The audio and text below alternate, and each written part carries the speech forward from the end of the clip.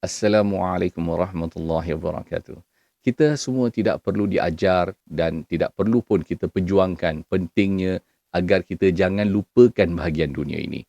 Secara semula jadi kita semua perlu tidur, kita perlu makan, kita suka duit, kita suka benda-benda yang menghiburkan kita, kita suka dengan dunia ini. Dan kita tahu tidak ada di antara kita yang duduk di tikar sembahyang 24 jam membaca Al-Quran tidak henti-henti. Tidak ada di antara kita yang suka dengan dengar syarahan 24 jam. Tidak ada di antara kita yang kemaruk dengan akhirat. Kita tahu semua itu hanya tipu helah syaitan untuk buat kita tergila-gilakan dunia bertambah lagi. Sebenarnya kita harus gunakan dunia ini untuk mencari jalan mendapatkan kasih sayang Allah Subhanahu Wa Taala. Gunakan dunia ini. Harta kita, mungkin kita terkenal, mungkin kita ada pangkat, mungkin kita ada harta, semuanya untuk mencari jalan agar kita mendapat syurga Allah Subhanahu Wa Taala. Bukan kepentingan di dunia saja.